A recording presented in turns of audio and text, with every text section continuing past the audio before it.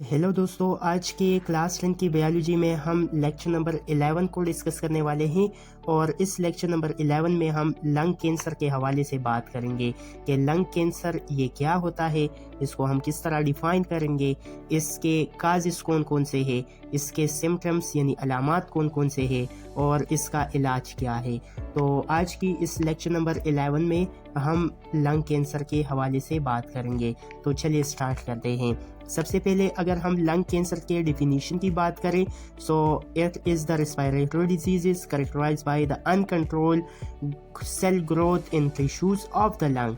ये एक respiratory disease है जिसमें हमारे जो लंग्स होते हैं, लंग्स के टिश्यू में अनकंट्रोल ग्रोथ हो जाती है सेल्स के, तो इस किस्म के डिजीज़ को हम लंग कैंसर कहते हैं। अगर हम सादा और आसान अल्फाज में कहें कि लंग कैंसर क्या होता है, ये एक रेस्पिरेटरी डिजीज़ है जिसमें हमारे लंग्स के जो टिश्यूज़ होते हैं और इसके अंदर जो सेल होते हैं, इसके अनवांटेड और अनकंट्रोल ग्रोथ हो जाती है। इसमें नंबर ऑफ सेल जो है ये बहुत ज़्यादा इंक्रीज़ हो जाती है, एबनॉर्मल सेल।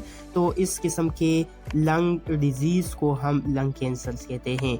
अगर हम इसके एक्सप्लेनेशन की बात करें तो इस डिज़ीज़ के दौरान ये जो सेल ऑफ द लंग्स है ये कंटिन्यूसली ये डिवाइड होता है और ये विदाउट कंट्रोल होता है, हमारा इस पे कोई भी कंट्रोल नहीं होता और ये एक ट्यूमर्स बनाता है।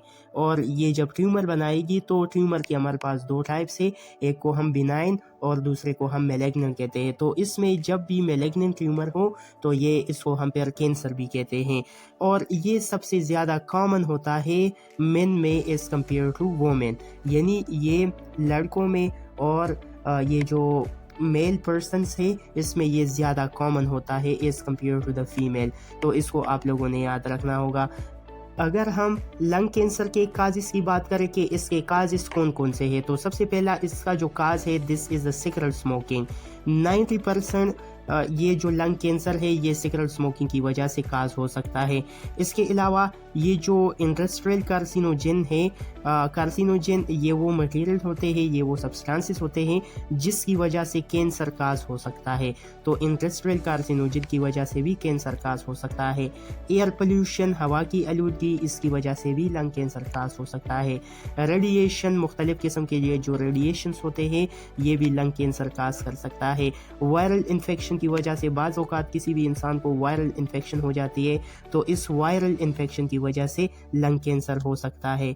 अगर हम इसके सिम्टम्स की बात करें, इसके अलामात की बात करें, तो इसके सिम्टम्स लंग कैंसर में अर्ली स्टेज पे लंग कैंसर में कोई भी सिम्टम शो नहीं होता, लेकिन ये जब एडवांस स्टेजेस तक पहुंच जाता है, जब फुली ये स्प्रेड हो जाता है, मुकम्मल तौर पर ये हमारे चेस्ट में फैल जाता है, तो ये बहुत ज़्यादा दर्द करता है और इसके अलावा इसके साथ साथ काफिंग भी हो जाता है और काफिंग के साथ साथ स्प्यूटम, प्लेगम, बलगम वगैरह भी हो सकता है। इंसान अच्छे तरीके से सांस नहीं ले पाता, यानी ब्रीथलेसनेस इसको हो जाती है। बोन पेन, हड्डियाँ और जोड़े, बोन और ये जो जॉइंट्स है ये भी बहुत ज़्यादा दर्द करता है। इसके अलावा प्लूरल और चेस्ट कैविटी, चेस्ट पेन, ये जो प्लूरल चेस्ट कैविटी है यानी हमारे सीने में दर्द होगा, प्लूरल चेस्ट कैविटी में दर्द हो सकता है। और ये जो शोल्डर है इसमें भी पेन होगी, हमारे आर्म में भी पेन महसूस होगी।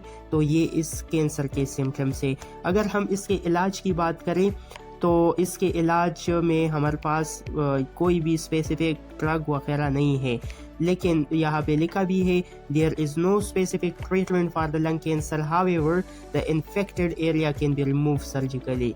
लंग का कोई भी प्रॉपर ट्रीटमेंट नहीं होता, लंग कैंसर का कोई भी प्रॉपर ट्रीटमेंट नहीं होता। हाउएवर अगर कोई भी एरिया इन्फेक्टेड हो तो ऑपरेशन के थ्रू, सर्जरी के थ्रू इसको हम रिमूव कर सकते हैं।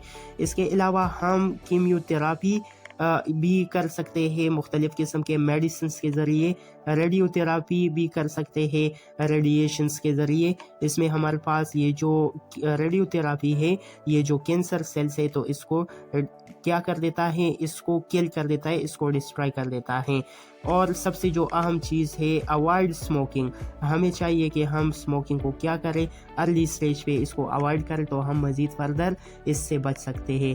تو یہ تھا دوستو آج کا ہمارا لیکچر نمبر 11, اور انشاءاللہ نیکسٹ لیکچر میں ہم استما کے بارے میں جاننے کی پھر کوشش کریں گے, اس کو ہم ڈسکس کریں گے. تو تب تک کے لیے اللہ حافظ.